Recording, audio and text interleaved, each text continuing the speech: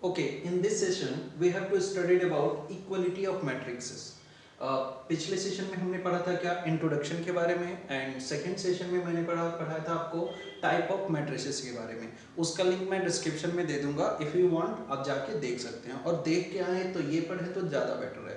Hello everyone, welcome to my YouTube channel HK classes. Myself Hemant Kumar और आज हम पढ़ने वाले हैं क्या इक्वलिटी ऑफ मैट्रिसेस। तो चलिए देखते हैं इक्वलिटी ऑफ मैट्रिसेस क्या होता है। बहुत ही इजी है, इजी सा टॉपिक है, इजीली पढ़ेंगे, डोंट वरी। देखिए क्या कहता है, अगर हमारे पास equality of two matrices, equality means दो मैट्रिसेस अगर इक्वल होने हैं तो क्या कंडीशन होनी चाहिए। तो देखो पहली बात ये है कि टू मैट्रिसेस ए आई जे, इस बात को आप समझते ही हो, प्रीवियस वीडियो में मैं बता चुका हूँ, and B equals to B I J, I for row and J for column, are called to be equal if, अगर वो इन दो कंडीशन को फुलफिल करता है तो देन दोनों मैट्रिक्स इक्वल होंगे, अदरवाइज नहीं होंगे। क्या पहली condition, they are of same order, कि दो पहला कंडीशन ये है कि वो दोनों कैसे होने चाहिए, सेम ऑर्डर के। ऑर्डर मींस वही m क्रॉस n, यानी कि अगर पहला मैट्रिक्स 2 क्रॉस 2 का है तो दूसरा मैट्रिक्स भी 2 क्रॉस 2 का होना चाहिए। पहला मैट्रिक्स 3 क्रॉस 3 का है, ये भी मैट्रिक्स 3 क्रॉस 3 होना चाहिए। ओके,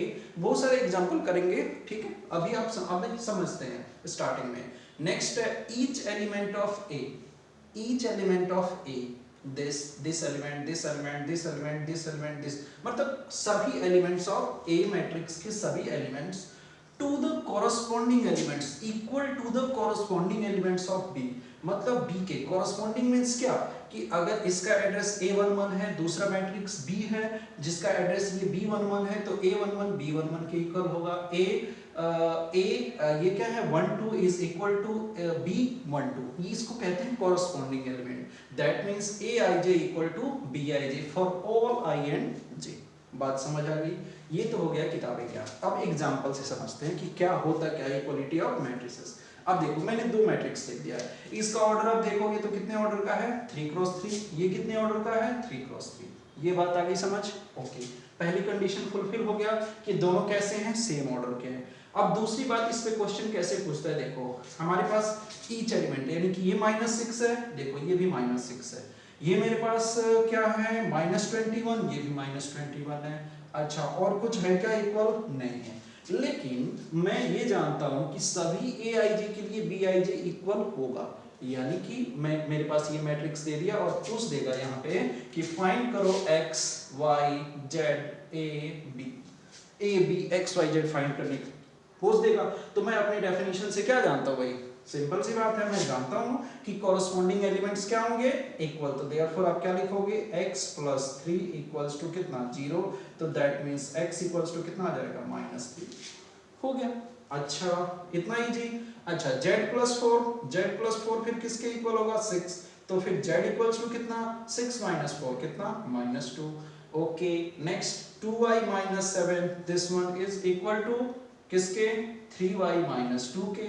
तो आप ट्रांसफर कर दो, 2y को मैं उधर ले जाता हूँ, 2 को इधर ले जाता हूँ, तो -7 + 2 इक्वल्स टू, ये तो आपको आता ही है 3y - 2y equals to y, तो ये कितना हो जाएगा 5। नहीं भी आता है तो आप यहाँ पे देख लो। ओके, नेक्स्ट वन इज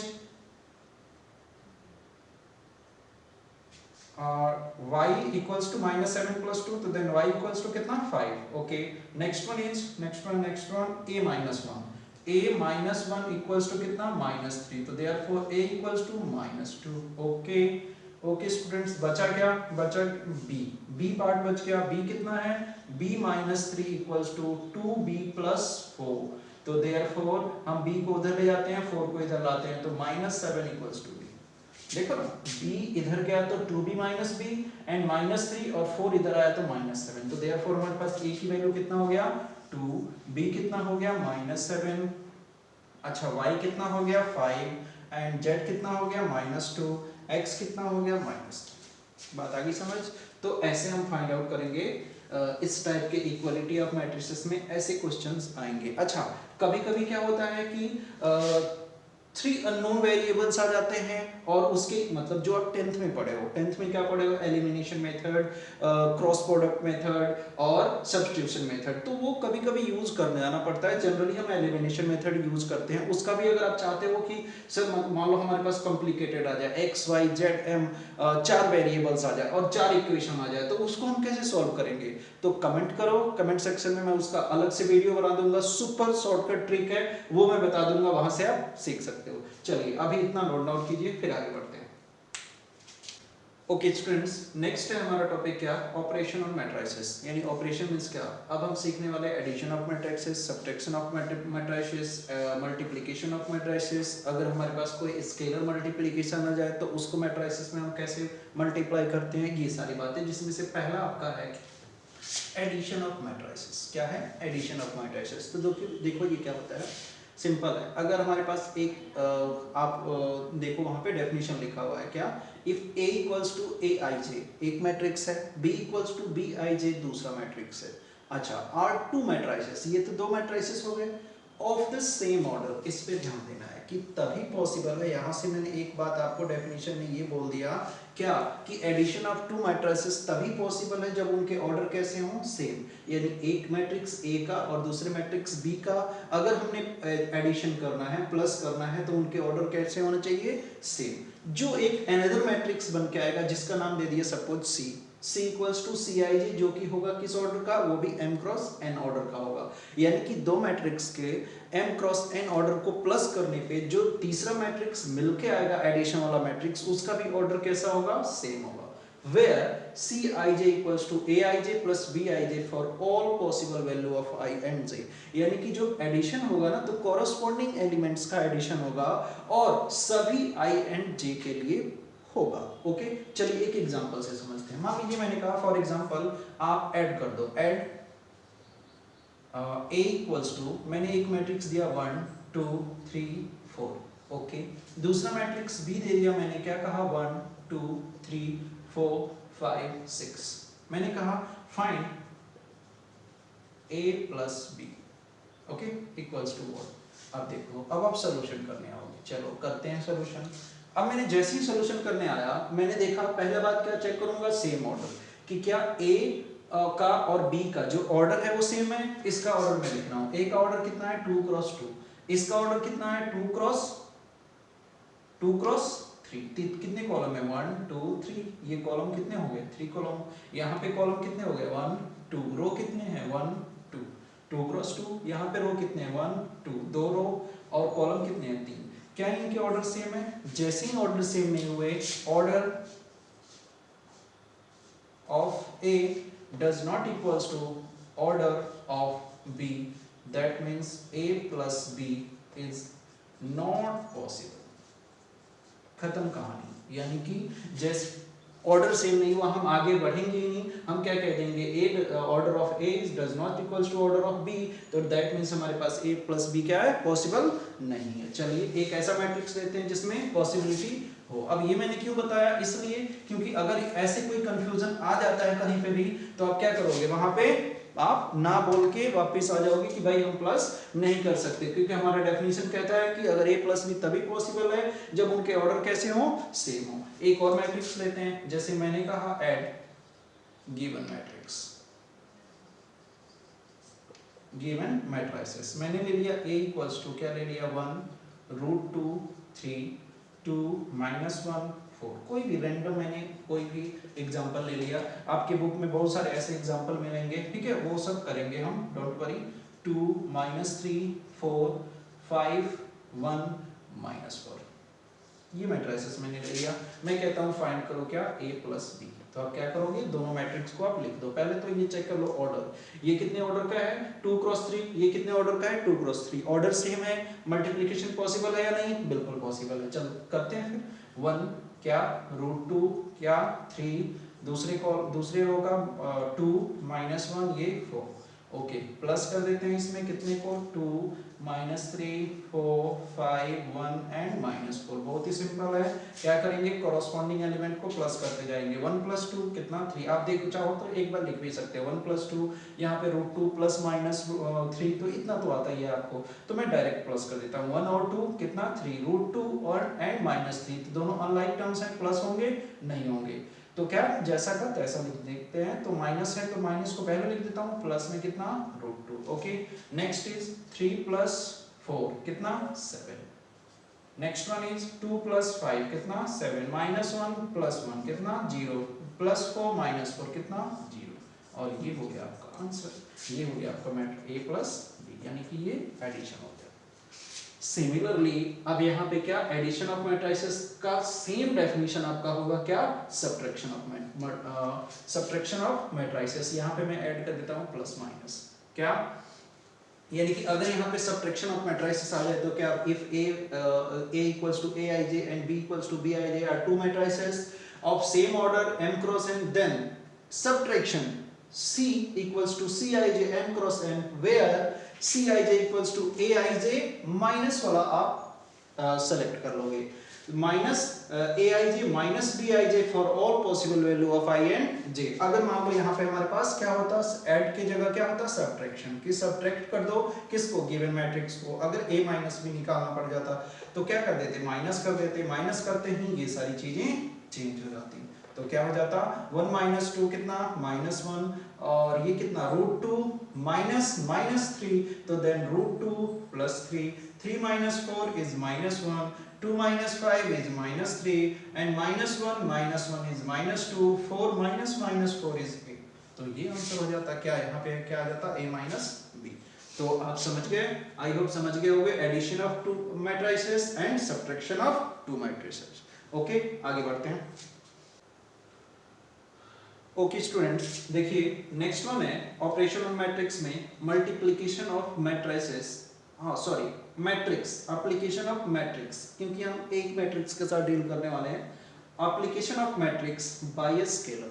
अब स्केलर क्वांटिटी के बारे में आपको पता होगा, बाकी हम डीपली पढ़ेंगे भी वेक्टर अलजेब्रा में scalar quantity and vector quantity के बारे में। वैसे फिजिक्स में पढ़ा होगा आपने स्केलर के बारे में कि स्केलर क्या होता है which have only magnitude, direction नहीं होता है। तो कोई भी हमारे पास क्वांटिटी जो स्केलर क्वांटिटी है उसको अगर हमने मल्टीप्लाई करना पड़ जाए कभी मैट्रिक्स के साथ तो कैसे करते हैं। ओके तो ये किताबी ज्ञान आप देख लीजिए एक बार। क्या if A = Aij m × n matrix is a matrix and K is a scalar, कोई भी एक क्वांटिटी है जिसको हमने रिप्रेजेंट कर दिया K के साथ और वो क्या है एक स्केलर क्वांटिटी है, then Ka is another matrix with which is obtained by multiplying each element of A by scalar K।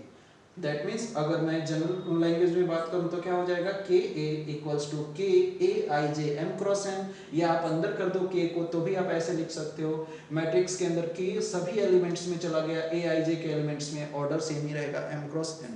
अच्छा अब अपनी लैंग्वेज में जरा समझते हैं एग्जांपल से। मान लीजिए एक मैट्रिक्स A है जो कि 1 2 3 4, मैंने 2 × 2 का मैट्रिक्स ले लिया। अब यहाँ पे मैंने ये नहीं कहा कि स्क्वायर मैट्रिक्स या कोई भी टाइप का मैट्रिक्स मैंने नहीं कहा है, यहाँ पे किसी भी टाइप का मैट्रिक्स हो सकता है, चाहे वो डायगोनल मैट्रिक्स हो, चाहे वो स्केलर मैट्रिक्स हो, चाहे रो मैट्रिक्स हो, चाहे कॉलम मैट्रिक्स हो, मतलब किसी भी टाइप का मैट्रिक्स हो सकता है। मैंने A में एक 2 × 2 का स्क्वायर मैट्रिक्स लिया हुआ है, तो इसमें कंफ्यूजन नहीं होना है कि क्या सिर्फ स्क्वायर मैट्रिक्स में स्केलर का मल्टीप्लाई हो सकता है, नहीं ऐसा नहीं है, किसी भी मैट्रिक्स में किसी भी स्केलर का मल्टीप्लाई हो सकता है।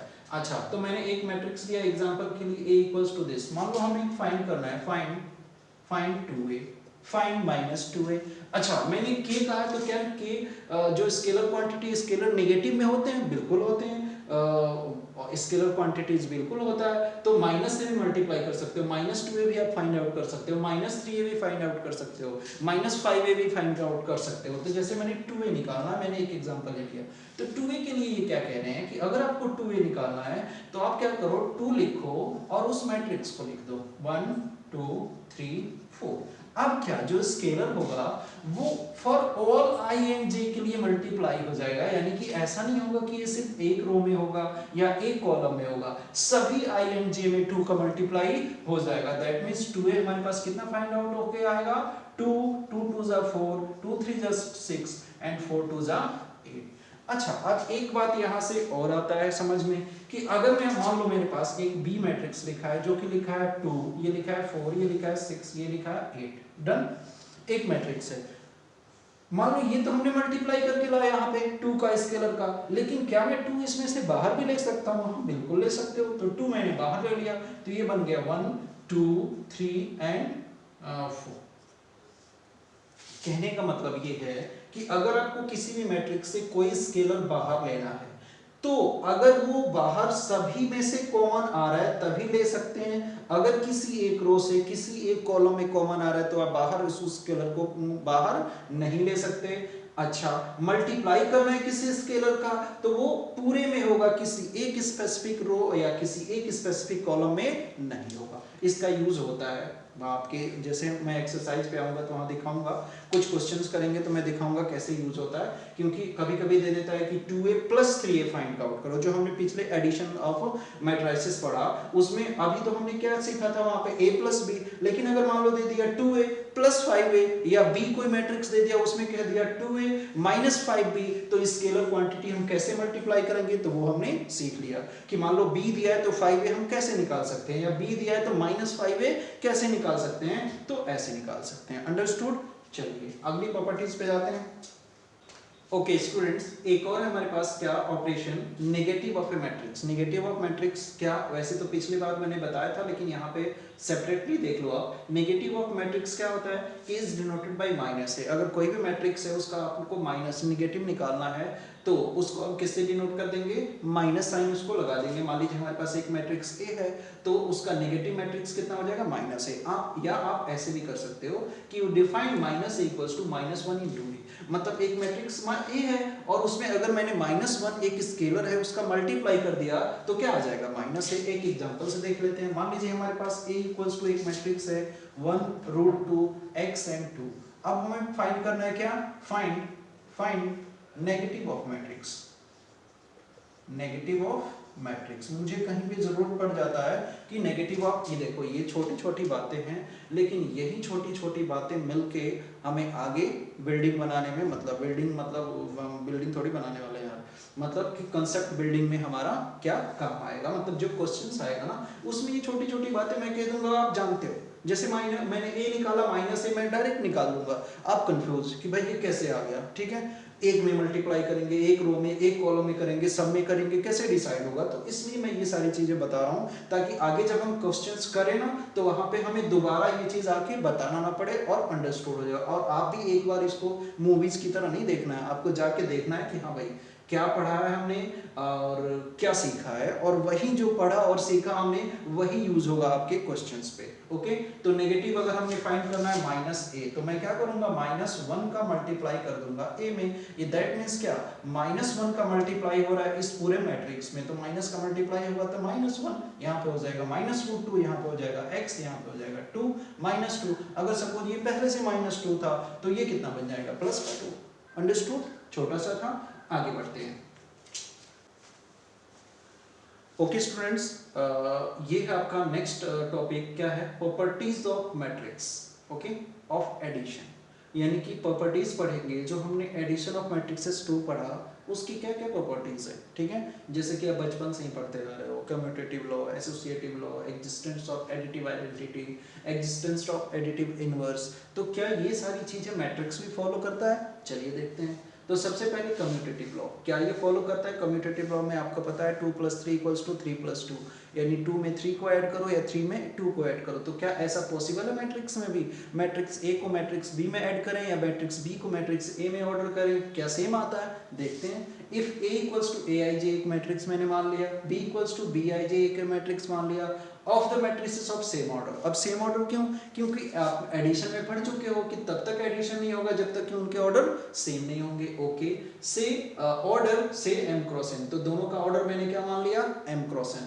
Then a plus B equals to B plus A होता है ऐसा, यानी कि कम्यूटेटिव को एडिशन फॉलो करता है। आप करके भी देख सकते हो, कोई भी एक एग्जांपल ले लो मैट्रिक्स ए का 1 2 एंड 2 3, इसमें आप ऐड कर दो 1 2 4 5, ठीक है, तो क्या आएगा 1 प्लस 1 2, 2 प्लस 2 4, 4 प्लस 2 6, 3 प्लस ये क्या है 5 मान लो, 3 प्लस 5 8। अच्छा, अगर आपने इसको पहले लिख दिया और इसको बाद में लिख दिया तो भी तो सेम ही आएगा ना। तो यही बात ये कह रहा है कि ए प्लस बी इक्वल होता है बी प्लस ए के, ठीक है।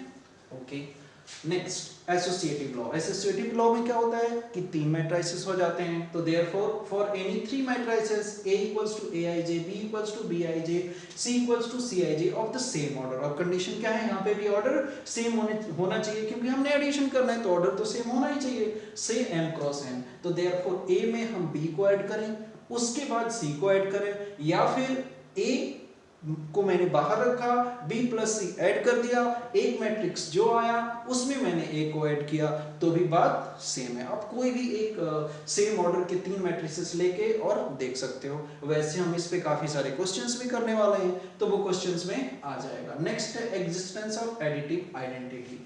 अच्छा, आप इस बात को देख लो कि एडिटिव आइडेंटिटी क्या होता है। वैसे तो आप पहले ही पढ़े हुए हो, चलो मैं मैट्रिक्स छोड़ देता हूँ, मैं कहूँ कि 5 का एडिटिव आइडेंटिटी क्या है। तो एडिटिव आइडेंटिटी क्या होता है कि 5 में कौन सी ऐसी चीज ऐड करें कि फिर से आंसर कितना आ जाए, 5 भी आ जाए।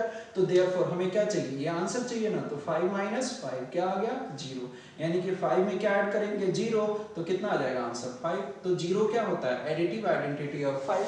सेम ऐसे ही आपके मैट्रिक्स में क्या, let A equals to Aij be a m cross n matrix. मान लिया मैंने A एक मैट्रिक्स है जो कि m क्रॉस n का मैट्रिक्स है, एंड O B या m cross n matrix zero matrix. अच्छा, अब देखो, मान लो मैंने एक मैट्रिक्स लिया, मैंने आपको जीरो मैट्रिक्स बताते समय बताया था कि मैंने एक मैट्रिक्स लिया A इक्वल्स टू 1, चलो A B C D, done. अब मुझे एक मैट्रिक्स लेना है क्या, O मैट्रिक्स, जो कि जीरो मैट्रिक्स होगा। अब ये m क्रॉस n ऑर्डर है, m क्रॉस n मतलब कोई भी ऑर्डर आप ले सकते हो, मैंने m क्रॉस n, तो मैंने ले लिया m क्रॉस n में 2 क्रॉस 2, ओके। अच्छा, तो 2 क्रॉस 2, तो जीरो मैट्रिक्स भी कैसा लिखना पड़ेगा हमें 2 क्रॉस 2 का, क्योंकि मैं क्या कह रहा हूं यहाँ पे, जीरो भी m क्रॉस n मैट्रिक्स, ये भी कैसा था m क्रॉस n मैट्रिक्स, तो जीरो भी कैसा होगा m क्रॉस। अगर आपने यहाँ पे 3 क्रॉस 3 लिखा होता तो O को कैसे लिख सकते हो 3 क्रॉस 3। अगर आपने 2 क्रॉस 3 लिखा होता तो भी O को कैसे लिख सकते हो, आप जीरो मैट्रिक्स को कैसे लिख सकते हो 2 क्रॉस 3 टाइप, क्योंकि ईच एलिमेंट जीरो है लास्ट में। ये हमारे पास क्या जीरो मैट्रिक्स ये भी है, जीरो मैट्रिक्स 1 क्रॉस 1 भी है, जीरो मैट्रिक्स 2 क्रॉस 2 भी है, तो कोई फर्क नहीं पड़ता, वो अकॉर्डिंग टू दूसरा जो मैट्रिक्स है हमारे पास, जीरो मैट्रिक्स चेंज होता रहता है। ओके, नेक्स्ट पे आते हैं जीरो मैट्रिक्स। तो क्या होगा अगर मैंने क्या कह दिया, A में O को प्लस किया या O में A को प्लस किया, रिजल्ट क्या आएगा हमारे पास A ही आएगा, क्योंकि A plus 0, A B plus 0, B C plus 0, C D plus 0, D। तो अगर मैंने प्लस कर दिया यहाँ पे क्या प्लस कर दिया, A प्लस O कर दिया, या O में A को कर दिया, तो क्या हमारे पास रिजल्ट तो फाइनली A ही आता है।